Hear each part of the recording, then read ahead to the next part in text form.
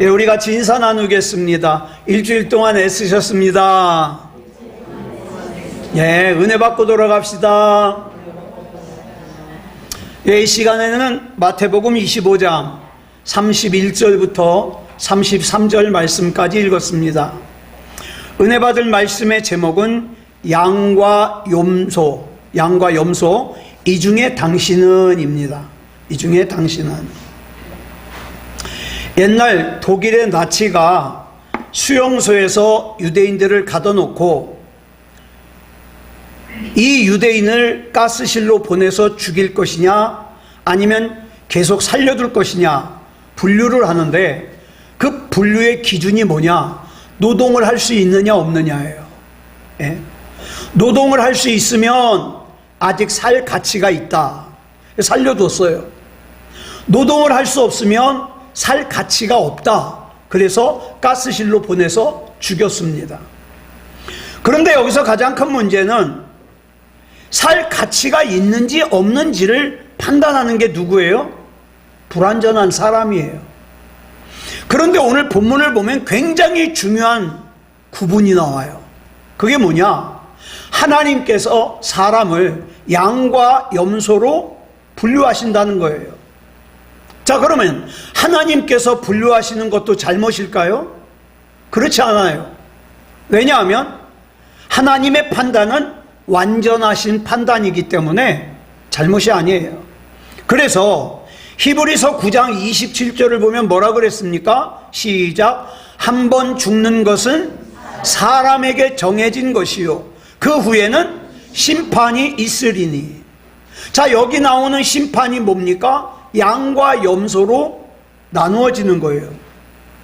문제는 양과 염소로 나누어지고만 끝나는 것이 아니라 본문 46절을 보니까 여기서 분류된 양은 뭐라 그러냐? 의인들이라 그래요.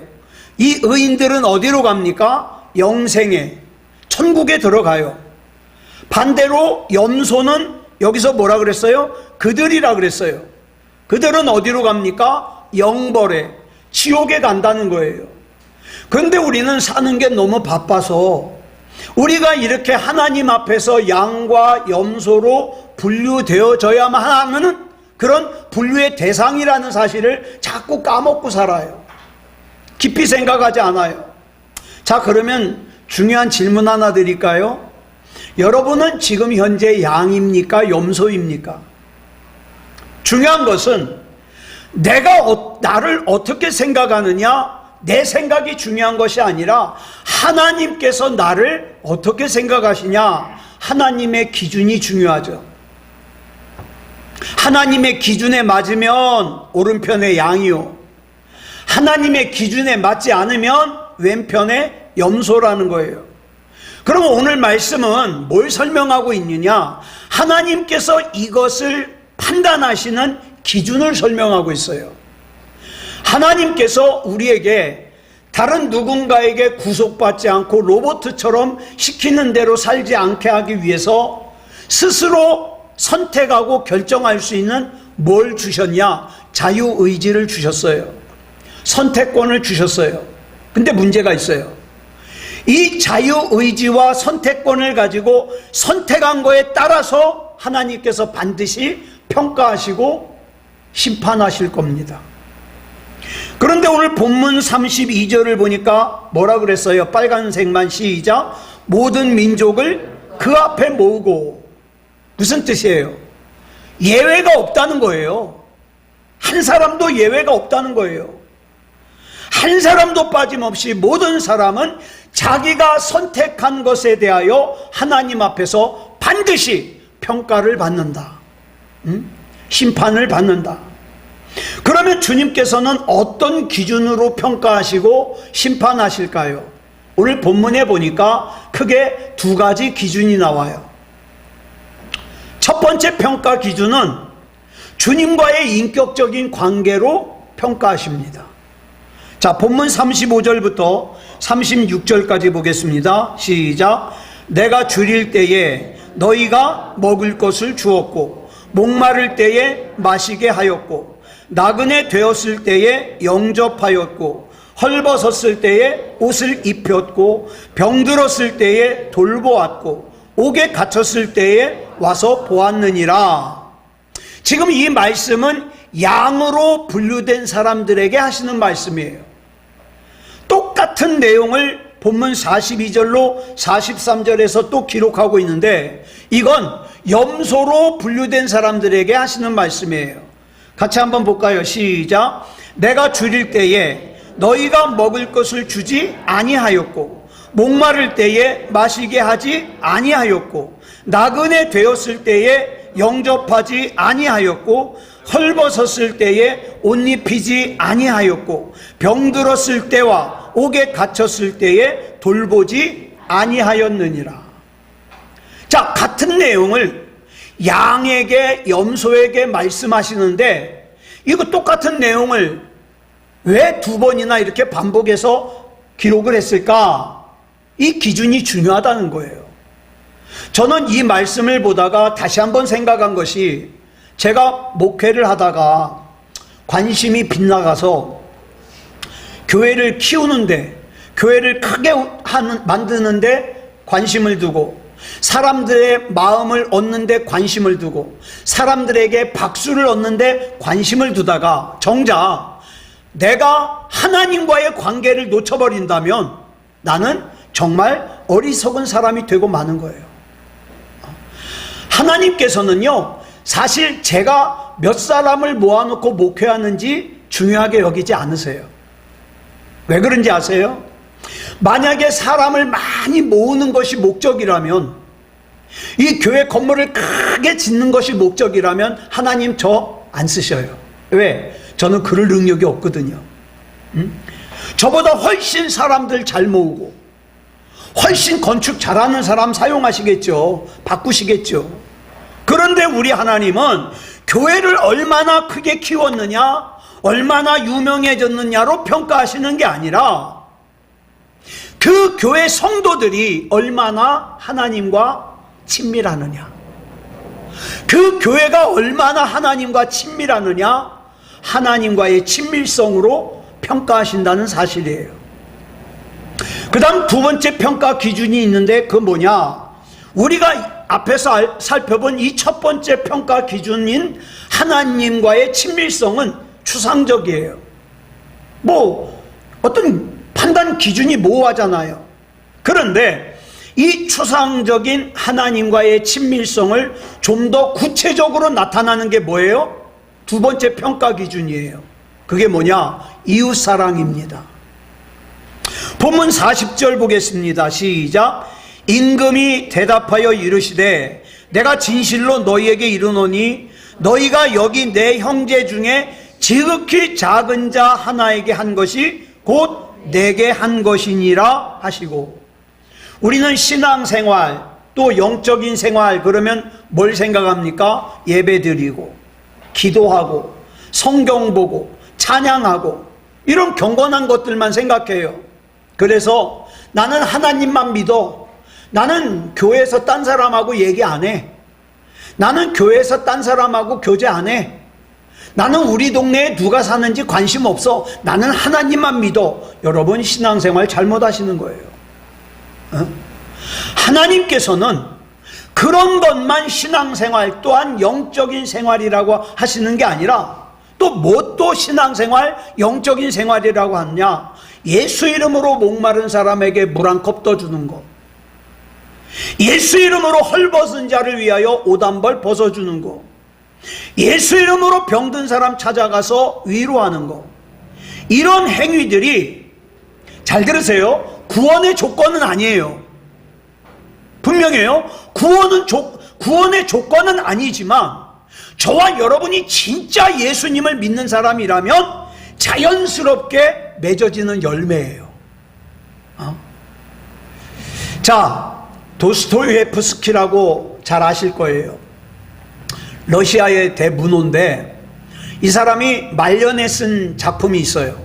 그게 뭐냐, 카라마조프가의 형제들이라는 작품이에요. 이 책에 보면 양파 한 뿌리라는 내용의 그 이야기가 나와요. 한 못된 아줌마가 죽어서 지옥에 갔습니다. 이걸 안타깝게 생각한 이 아줌마의 수호천사가 이 여자를 지옥에서 꺼낼 수 있는 방법이 없을까를 고민을 했어요.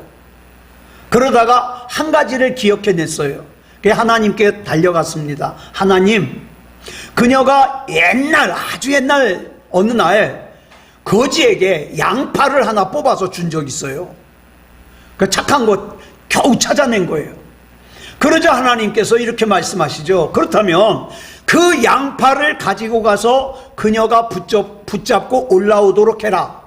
무사히 지옥에서 빠져나오면 다행이지만 양파가 끊어진다면 계속 지옥에 있어야 된다.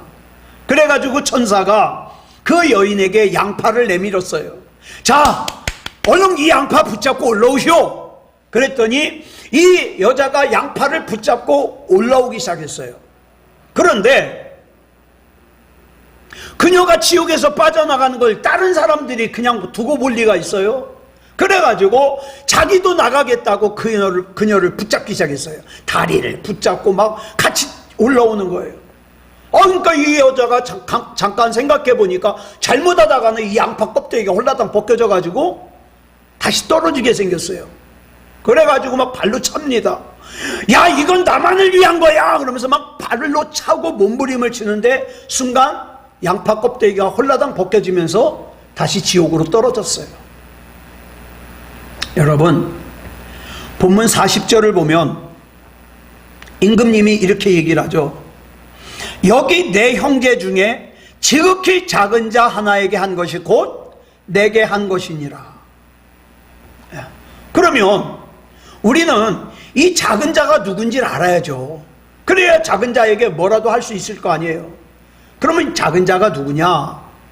겉으로 보기에 초라하고 겉으로 보기에 불쌍하게 생긴 사람만이 작은 자가 아니라 어떤 사람이냐? 우리 중에 많아요. 외로운 사람, 마음이 상한 사람, 아픔이 있는 사람, 우울한 사람, 고통스러운 사람. 이 사람들이 전부 지극히 작은 자예요. 여러분, 미국 어떤 대도시에 큰 병원에서 있었던 일이에요. 그 병원에는 묵묵히 화장실과 병실을 청소하는 아주 늙은 흑인 할머니가 계셨어요. 다른 사람들은 그냥 눈치 봐가면서 슬슬 하는데 이 흑인 할머니는 굉장히 정성을 들여서 청소를 하시는 거예요. 이 할머니는 병원에서 잘 보이지 않는 존재지만 언제든지 만나는 사람마다 따뜻한 미소로 웃어주고, 그 다음에 제일 먼저 인사하고, 그 다음에 일을 할 때는 찬송가를 흥얼거리는 분이었어요. 어느 날 암으로 입원한 한 젊은 환자가 그 할머니를 지켜보는데, 아니 저 할머니는 청소하면서 뭐가 저렇게 좋다고 맨날 흥얼거릴까? 궁금하다 못해 질문을 했어요. 아줌마는 뭐가 그렇게 좋으세요? 병원 청소하는 거 힘들지 않으세요? 그랬더니 그 흑인 할머니가 이렇게 대답하죠. 당연히 힘들죠. 하지만 나는 여기서 예수님을 청소해 드린다고 생각하고 청소를 해요. 예수님께서 그랬잖아요. 지극히 작은 자 하나에게 한 것이 곧 나에게 한 것이다.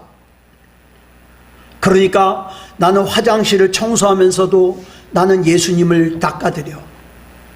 나는 병원을 청소하면서도 나는 예수님을 닦아드려. 나는 항상 예수님을 닦아드린다고 생각하니까 기뻐요. 행복해요. 이렇게 대답한 거예요. 이 말을 들은 이 암에 걸린 청년이 며칠을 갖다가 그 말을 갖다가 곱씹어 보다가 이 흑인 할머니에게, 나 아줌마가 믿는 하나님 믿고 싶어요.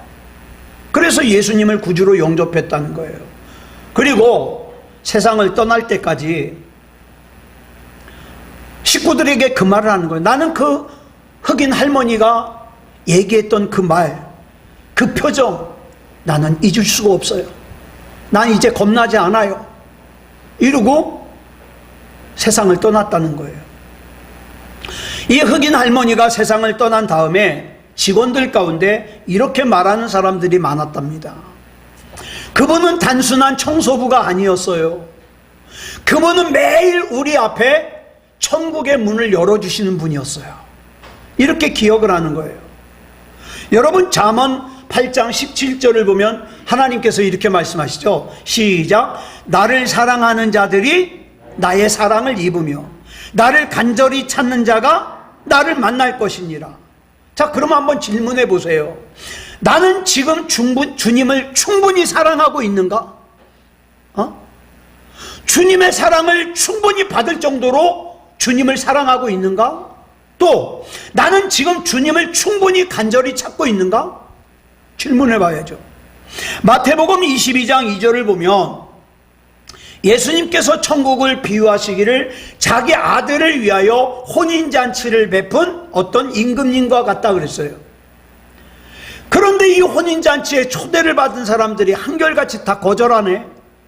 어떤 사람은 나는 밭을 샀기 때문에 밭에 나가봐야 된다고 거절을 해요. 또 다른 한 사람은 소를 5겨리를 샀는데 소를 테스트하러 가야 된다고 거절해요. 또 어떤 사람은 나 장가 들어서 못 간다고, 나 우리 와이프랑 같이 있어야 된다고 거절해요. 자, 근데 보세요. 지금 이 사람들을 혼인잔치에 초대하신 분이 누구예요? 임금님이에요. 근데 임금님의 초대를 거절하고 있는 거예요. 그럼 이 잔치가 무슨 잔치입니까? 이 잔치는 임금님의 아들의 혼인잔치예요. 이 임금님의 아들은 어떤 사람입니까? 앞으로 이 사람들을 갖다가 다스리고 심판하고 재판할 임금님이 되실 분이에요. 자, 많은 사람들이 지금도 세상의 임금님과 비교할 수 없을 정도로 크고 위대하신 하나님의 초대를 거절하면서 살고 있어요. 주님의 초청은요, 우리가 밭을 샀어도 소를 샀어도 장가를 갔어도 그 어떤 것보다 우선순위에서 첫 번째로 놔야 될 거예요. 이 초청을 거절하면 그 거절에 대한 책임은 반드시 본인이 져야 돼요. 신령한 복을 잃어버린 것에 대한 책임도 반드시 본인이 감당해야 돼요. 종들이 돌아와가지고 임금님께 거절당한 사실을 그대로 보고합니다. 심지어는 어떤 일이 있었냐? 6절에 보니까 어떤 사람들이 임금님이 초청하려고 보낸 종들을 잡아 모욕하고 괴롭히고 심지어 죽였어요. 그 결과가 뭡니까? 임금님이 노해가지고 군대를 보내서 살인한 자들을 진멸하고 그 동네를 불살랐다는 거예요. 자, 그래서 이들에게 주려고 했던 임금님의 신령한 복이 어디로 향합니까? 얘들아, 바깥 내거리 길에 가가지고 사람을 만나는 대로 혼인잔치에 데려와라. 가난해도 괜찮다. 몸이 불편해도 괜찮다. 앞을 못 봐도 괜찮고 다리를 절어도 괜찮고 말을 못해도 괜찮고 많이 배우지 못했어도 괜찮다. 못생겼어도 괜찮다. 심지어는 악한 자도 괜찮다. 그래서 종들이 나가서 임금님이 시킨 대로 사람들을 만나는 대로 다 데려왔어요. 그런데 여러분, 이 종들이 사람을 데리러 갈 때 그냥 나간 게 아니에요. 여러분, 부잣집은요, 연예인들 이렇게 결혼하는 거 보잖아요. 그러면 그 연예인들은 결혼했을 때 와준 사람들 답례품도 달라요. 엄청 비싸고 좋은 거 줘요. 저 그러니 뭐 임금님이 초대하는데 어떻겠어요? 옷을 갖다가 고급진 옷을 갖다가 다 그 종들에게 나눠줘서, 자, 온다는 사람들한테 이거 한 번씩 줘라. 이거 입고 오라 그래라. 그 옷을 나눠줬어요. 이게 초대장인 거예요, 옷이. 자, 그래가지고 누구라도 초대에 응하면 그 잔치에 올 수 있었는데 잔치에 들어온 사람 중에 한 사람이 쫓겨났어요. 어떤 사람이 쫓겨났냐? 임금님이 초청하면서 잔치에 입고 오라고 깨끗한 예복을 줬는데 그 예복을 안 입고 온 사람은 쫓겨났어요. 아니, 자기 보고 사서 입고 오라 그런 것도 아니고, 우리 주님이 그러잖아요. 네가 열심히 100일 동안 기도하면 구원받을 거야. 그거 아니잖아요. 헌금을 얼마나 많이 하면 구원해 줄 거야. 그거 아니잖아요. 뭐예요? 예수님께서 내미신 구원의 손을 잡기만 하면 돼요. 초청에 응하기만 하면 돼요. 근데 그걸 안 한 거예요. 그래서 쫓겨난 거예요. 여러분, 그러면 여기서 말하는 예복이 뭐예요? 예수님의 보혈의 공로로 말미암아 의롭다함을 받은 칭의, 그 다음에 그 의롭다함을 받은 거에 합당한 성도들의 옳은 행실이 예복이에요. 이 중에 의롭다 칭함을 받는 칭의는 우리가 하는 게 아니에요. 내가 뭘 해가지고 그거 받는 거 아니에요. 그건 그냥 하나님이 나에게 주시는 거예요. 나는 아멘 하고 받으면 되는 거예요. 자, 그런데 우리가 할 게 있어요. 그건 뭐냐? 나를 의롭다고 인정해 주신 하나님 앞에 합당한 행실을 사는 거예요. 여러분, 구원받은 사람답게 살아야 돼요. 그리스도인답게 살아야 돼요. 그래야 예복을 입은 거예요. 이 예복을 안 입으면 쫓겨납니다. 예복을 입는다는 것은 내가 십자가의 은혜를 입고 그 십자가의 은혜에 합당하게 살아가는 성도의 삶을 사는 거예요. 하나님께서는 이미 저와 여러분에게 다 알려주셨어요. 어떻게 사는 것이 성도의 옳은 행실인지 다 알려주셨어요. 그래서 저와 여러분은 내가 어떻게 살아야 되는지 알아요. 그죠? 알아요. 그런데 알면서도 안 하는 게 대부분이에요. 내가 마땅히 이렇게 해야 되는데, 그 가르쳐 주신 하나님의 말씀을 무시하고 성도의 옳은 행실의 예복을 입지 않으면 혼인잔치에서 쫓겨나요. 마태복음 8장을 보면 예수님께서 귀신을 쫓아내시고 병든 자를 고치시니까 많은 사람들이 예수님을 애워쌌어요. 좋잖아요. 그래서 예수님이 강 건너편으로 건너가려고 하니까 19절에서 한 서기관이 예수님께 이렇게 말을 해요. 빨간색 시작. 선생님이요, 어디로 가시든지 저는 따르리이다. 서기관이 이렇게 말한 이유는 예수님이 막 기적을 행하시고 사람들이 막 우리 왕으로 세우자 막 그러니까 좋아 보이거든요. 그래서 예수님을 따라가고 싶다는 거예요. 좋은 것만 보고. 그런데 예수님께서 20절에서 뭐라고 말씀하셔요? 빨간색만 시작. 여우도 굴이 있고 공중의 새도 거처가 있으되 인자는 머리 둘 곳이 없다. 이 말씀은 무슨 뜻이냐?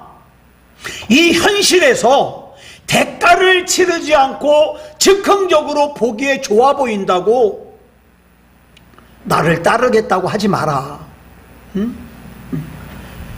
나를 따라오려면 어떻게 해야 돼요? 자기 십자가를 지고 나를 따라와야 돼. 즉, 주님을 따르는 제자로서의 삶의 무게가 얼마나 중요하고 무거운지를 설명하는 거예요. 근데 이 서기관이 이 말 알아들었을까요? 여러분은 예수님의 이 말씀 알아들었을까요? 아니 나야 예배 시간에 교회만 가면 되지 뭐. 그게 그렇게 간단한 일일까요? 여러분, 그리스도인으로서의 무게가 얼마나 무거운지 아세요? 하나님의 백성으로서의 무게가 얼마나 무거운지 아냐고요. 그 뒤에 21절을 보면 예수님의 제자 중에 한 사람이 이렇게 얘기를 해요. 빨간색만 시작. 주여, 내가 먼저 가서 내 아버지를 장사하게 허락하옵소서. 자, 맞는 얘기죠. 윤리적으로 맞잖아요. 도덕적으로 맞잖아요. 아버지 모셔야죠. 그런데 예수님께서 22절에서 뭐라고 말씀하셔요? 빨간색만 시작. 죽은 자들이 그들의 죽은 자들을 장사하게 하고 너는 나를 따르라. 오늘 굉장히 중요한 말씀을 드리려고 그래요. 여러분, 예수님을 따르는 일은요, 윤리를 뛰어넘는 일이에요. 예수님을 따르는 일은요, 도덕을 뛰어넘는 일이에요.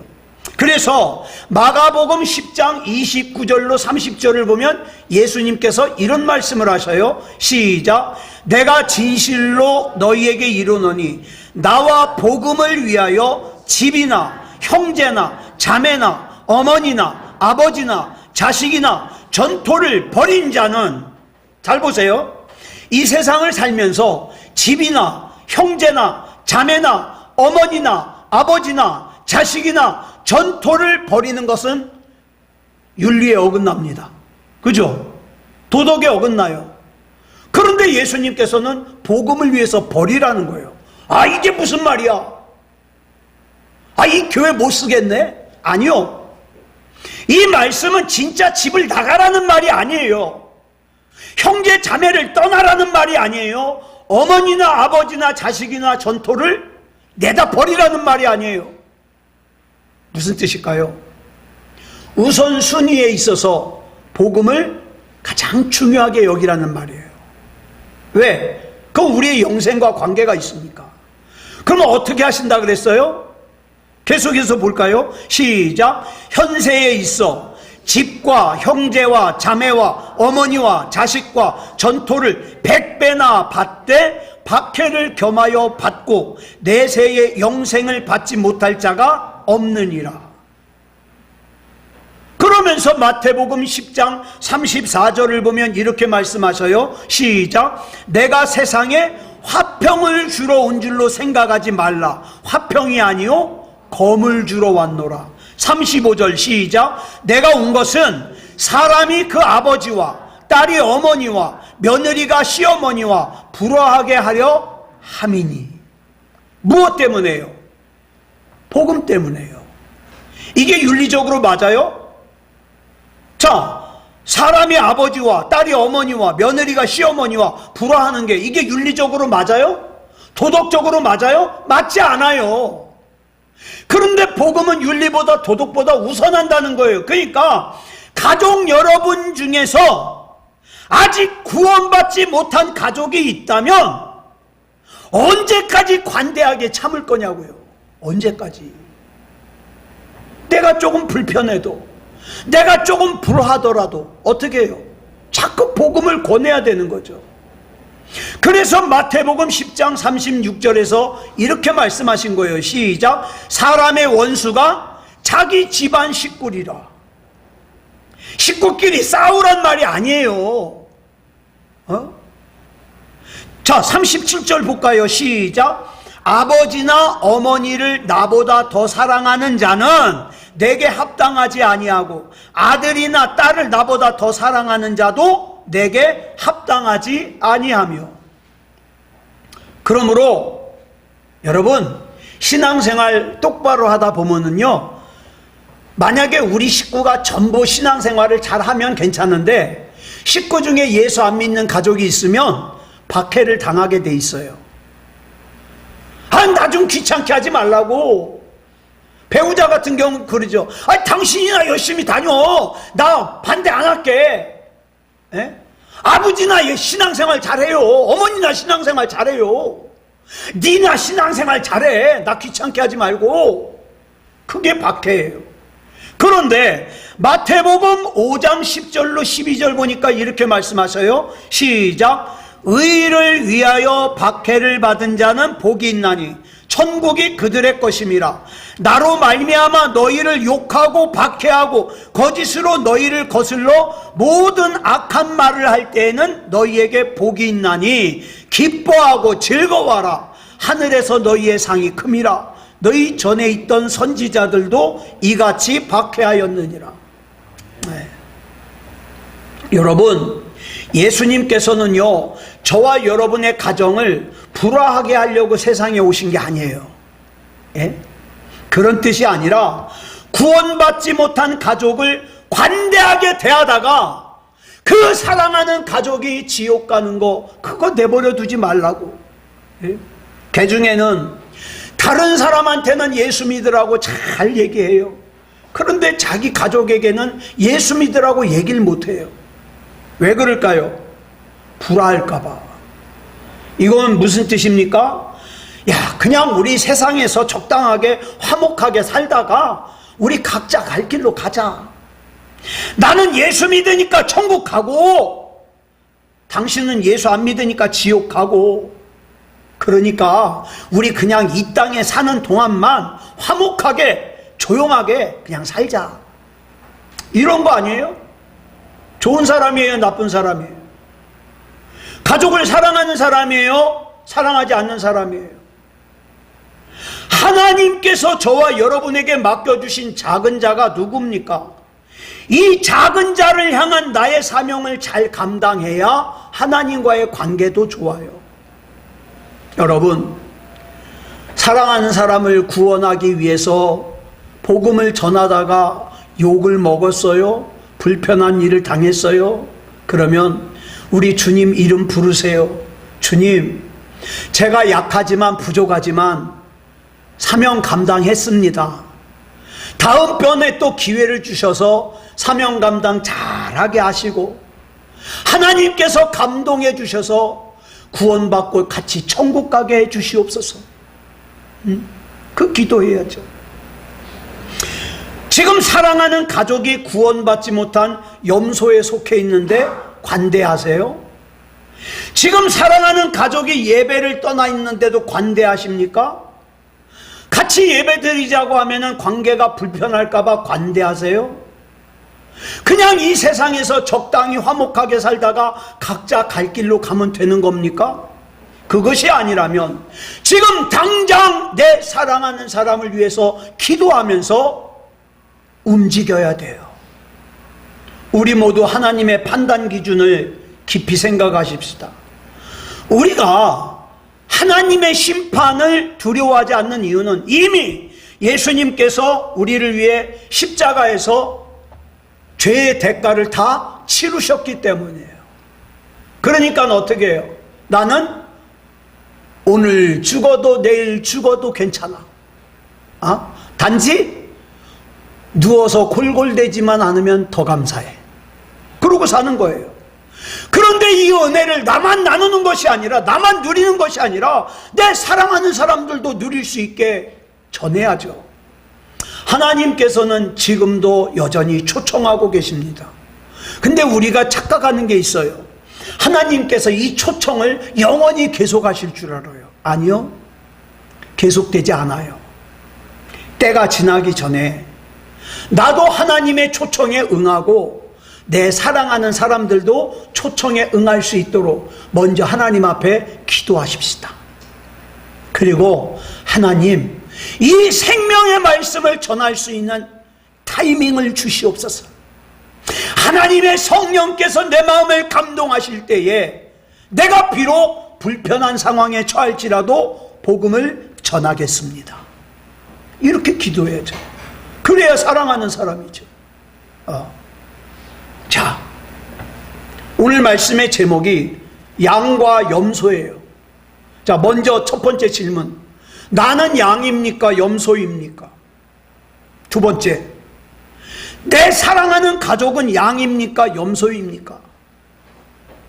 다 양이 되시기를 그리스도 예수님의 이름으로 축복합니다. 기도하겠습니다. 사랑의 아버지 하나님, 감사합니다. 오늘 이 시간 우리 하나님께서 한 사람도 빠짐없이 양과 염소로 분류하실 텐데, 이미 예수님의 보혈로 죄를 씻음받고 구원받던 우리는 양에 속하고 생명책의 이름이 있음을 믿습니다. 그런데 나만 그 은혜를 누리는 것으로 끝나지 말게 하시고 내 사랑하는 가족들도 양에게 속하게 하시고 생명책에 이름이 기록되어지게 해 주시옵소서. 나는 입술도 둔하고 언제 어떻게 얘기해야 될지 잘 모릅니다. 하나님의 성령께서 역사하시고 인도해 주시옵소서. 그래서 우리 가정에 내가 감당해야 될 사명 잘 감당할 수 있도록 인도해 주시옵소서. 모든 것을 우리 주님 앞에 맡겨드리오며 그리스도 예수님의 이름으로 감사하며 기도드렸사옵나이다. 아멘.